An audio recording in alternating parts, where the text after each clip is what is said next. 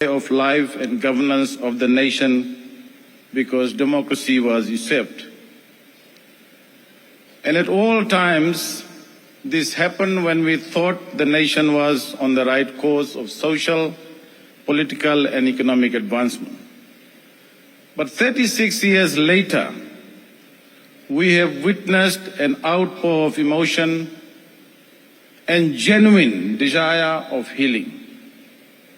Whatever each one of us or our respective communities have suffered because of the political upheavals, this may well be the start of resetting the moral compass of our nation and repairing the social, moral, and political fabric so badly needed to forge a united and harmonious future.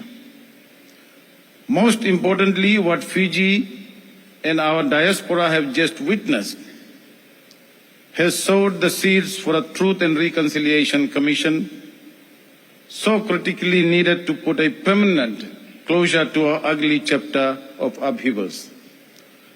Once and for all, it will put an end to those whose political ambitions revolved around invoking fear and ill will by fanning the flames of racism. The courage and humility of the Church in apologizing for the hurt and pain and suffering caused to the descendants of the Girmitiya by the Itoke community should be an eye-opener to all those who have participated in political upheavals but continued to defend their role. We know that the Church, particularly its leaders at that time, played a leading role in some activities and decisions post-1987 that caused great harm to race relations. But we must also remember that from the mid-1990s, the Methodist Church under new leadership embraced nation building and genuinely endeavored to rid itself of the tarnished image. We must also remember that a prominent member of the Church, the then Prime Minister and PM once again, after a lapse of 23 years, Honorable Sitiveni Rabuka, was instrumental in restoring the rights of descendants of the Girmitiya. And I want to thank him today for doing that. This was primarily through negotiation and display of abundance of goodwill together with the then Indo-Fijian leader and grandson of a Girmitiya, late Jairam Reddy. Together with the Reeves Commission, Honorable Rabuka and Justice Reddy gave Fiji with their parliamentary colleagues and with the blessings of Boselevu Bakaturanga, the acclaimed 1997 Constitution. Both the leaders suffered the worst electoral defeats in the first elections under the 1997 Constitution that saw the election of Fiji's first PM, the descendant of a Girmitiya. Honorable Sitiveni Rabuka, whose coalition government I served, never shirked his values of reconciliation, tolerance, unity, goodwill, and the vision for a genuine multiracial nation, despite his fall from leadership in 1999. Honorable Rabuka and his then party, the SBT, were destined to run and rule for a long time under the 1990 Constitution that permanently confined descendants of the Girmitiya to opposition. There was no need for him to change that Constitution that guaranteed some supremacy of the Itoke. But he did that because he recognized national interest, recognized a need for genuine reconciliation from his heart, and Justice Jairam Reddy trusted him. Honorable Rabuka never betrayed that trust.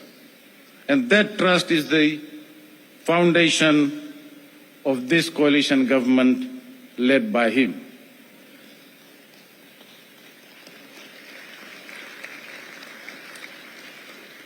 And this is the same virtue shown by the Church and its leadership.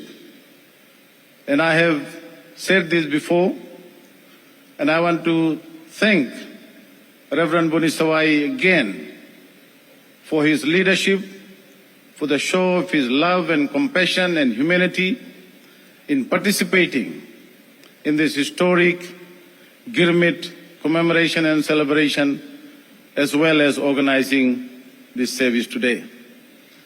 We must also remember that the Methodist Church itself, together with the Boselevu Vakaturanga, were suppressed following the upheaval of December 2006.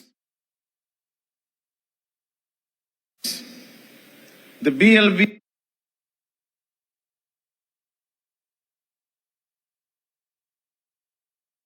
was dissolved and the church prevented from holding its annual conference by the regime.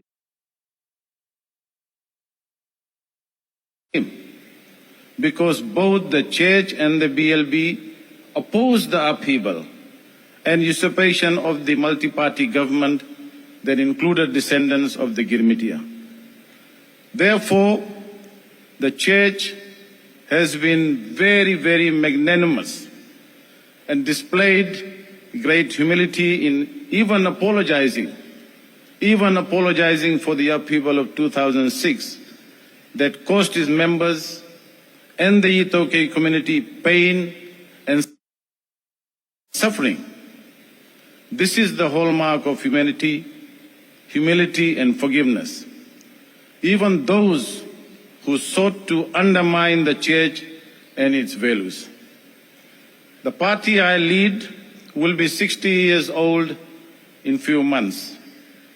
The National Federation Party, founded by descendants of the Girmitiya, has forever recognized, understood, and respected the wishes, rights, and aspirations of the Itoke community or the indigenous community. We have not and will never seek to usurp this fundamental value.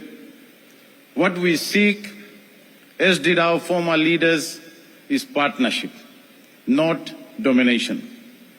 Fiji is the motherland of the Indo-Fijians or descendants of the Girmitiya, just as it naturally is for our indigenous people.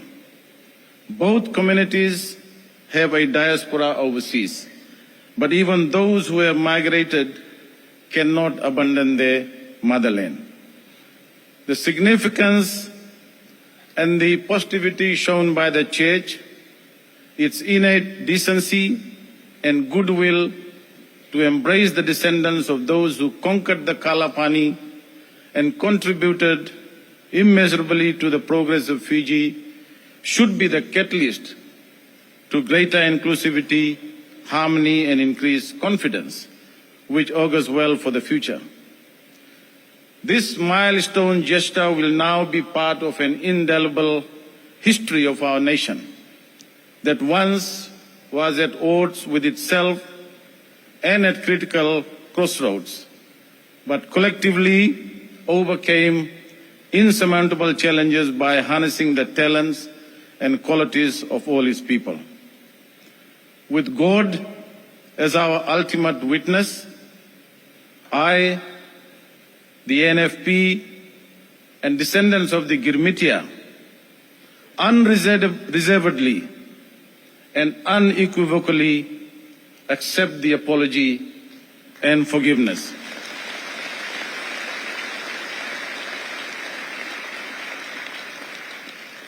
Let us all march ahead in unison and harmony to make Fiji a beacon of hope and land of opportunity. Thank you. Nava Lebu. Dhanyawad.